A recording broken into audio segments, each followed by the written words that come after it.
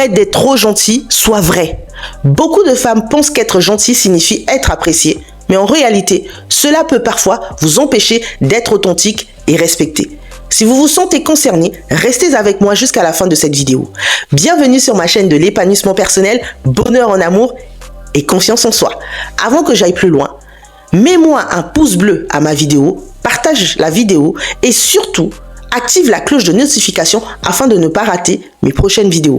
Et si tu souhaites faire un grand travail sur toi et ne plus être trop gentil, rejoins ma communauté privée 100% féminine afin de développer une très bonne confiance en soi et savoir dire non.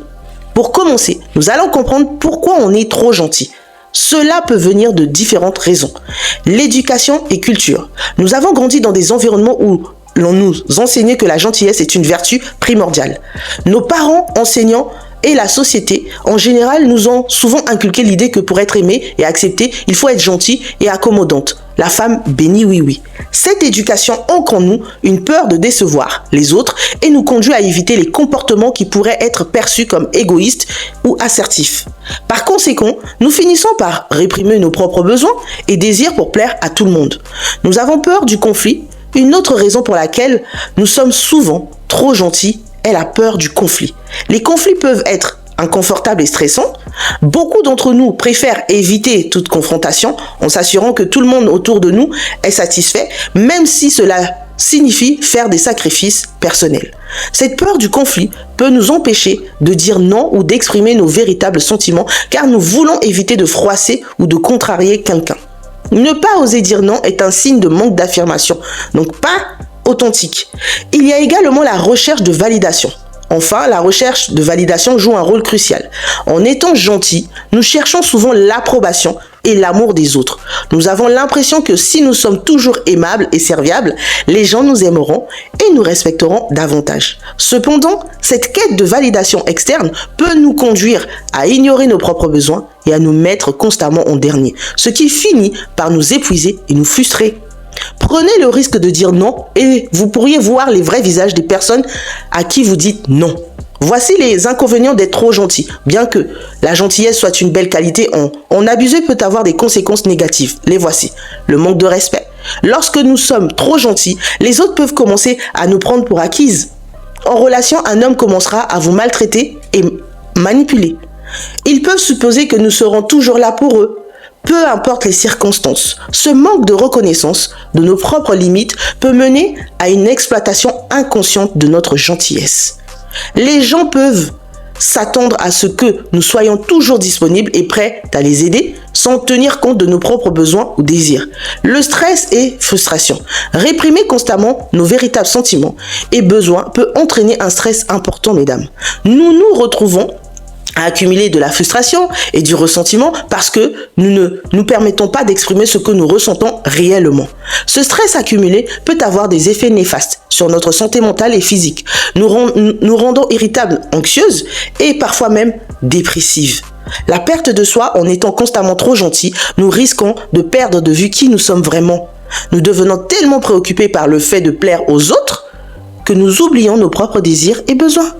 Cette perte d'identité peut nous rendre malheureuses et insatisfaites dans nos relations et notre vie en général. Nous finissons par vivre une vie qui ne reflète pas nos véritables aspirations et valeurs. La différence entre la gentillesse et l'authenticité. Il est crucial de faire la différence entre la gentillesse et l'authenticité. Être authentique, c'est exprimer vos vrais sentiments et besoins tout en respectant les autres. Voici un exemple pour dire non avec tact. Imaginez votre collègue vous demande de l'aider sur un projet, mais vous êtes déjà submergé par votre propre travail.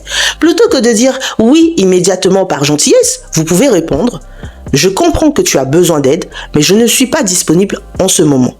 Peut-être que nous pouvons trouver une autre solution ou que je pourrais t'aider à un autre moment. » Cette réponse montre que vous respectez vos propres limites tout en étant compréhensive. Un autre exemple, affirmer ses besoins. Prenons un autre exemple. Vous êtes en couple et votre partenaire veut aller voir un film qui ne vous intéresse pas du tout. Au lieu de dire oui pour lui faire plaisir, vous pouvez exprimer honnêtement « Je n'ai pas vraiment envie de voir ce film, mais j'aimerais que nous trouvions quelque chose qui nous plaise à tous les deux. » Cela montre que vous prenez en compte vos propres préférences tout en cherchant un compromis respectueux. Alors, comment être plus authentique? Voici quelques stratégies pour être plus authentique dans vos relations. Vous devez connaître vos valeurs et limites, mesdames. Je n'arrête pas de le répéter. Prenez le temps de réfléchir à ce qui est vraiment important pour vous. Quelles sont vos valeurs fondamentales? Quelles sont vos limites que vous ne voulez pas franchir? En connaissant vos valeurs et limites, vous pouvez plus facilement rester fidèle à vous-même et éviter de vous perdre dans la gentillesse excessive. Notez-les quelque part pour vous en souvenir. Un petit carnet, par exemple. Pratiquez l'affirmation de soi. L'affirmation de soi est une compétence essentielle pour être authentique. Cela signifie exprimer vos opinions, sentiments et besoins de manière claire et respectueuse. Commencez par des situations simples où vous pouvez pratiquer cette affirmation, comme donner votre avis sur un film ou choisir un restaurant. Plus vous pratiquerez, plus cela deviendra naturel. Mesdames, gérez vos émotions, Apprenez à reconnaître et à gérer vos émotions. La méditation, la respiration profonde et d'autres techniques de gestion du stress peuvent vous aider à rester calme et centré, même dans des situations difficiles. Lorsque vous êtes capable de gérer vos émotions, vous pouvez répondre aux situations de manière réfléchie plutôt que de réagir impulsivement par gentillesse. Faire des choix conscients. Faites des choix qui sont alignés avec vos valeurs et non par peur de déplaire. Posez-vous la question, est-ce que je fais cela parce que je le veux vraiment ou parce que je ne veux pas décevoir quelqu'un? Cette prise de conscience vous aidera à faire des choix plus authentiques et satisfaisants. Un petit exercice pratique. Maintenant, je vais vous proposer quelques exercices pratiques pour vous aider à intégrer ces concepts dans votre quotidien. Exercice d'affirmation de soi. Chaque jour, exprimez clairement une opinion ou un besoin, même si c'est quelque chose de petit. Par exemple, commencez par des situations simples, comme choisir le film à regarder ou à exprimer votre avis sur un sujet de discussion. Notez vos sentiments avant et après avoir exprimé votre opinion pour observer les changements.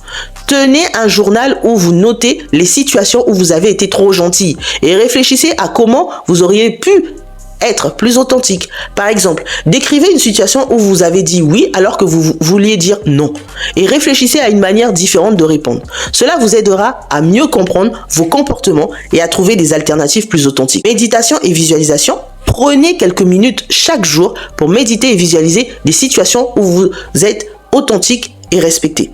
Imaginez-vous dans une situation difficile et visualisez-vous en train d'exprimer vos véritables sentiments et besoins de manière calme et assurée. Ressentez les émotions positives que cela vous apporte. Cette pratique renforce votre confiance en vous et votre capacité à être authentique. Alors mesdames, voilà, cessez d'être trop gentil et soyez vrai et authentique. Voilà. Parce que j'en ai marre de voir des femmes qui sont trop gentilles et on marche sur vous à cause de votre trop plein de gentillesse. On marche sur vous.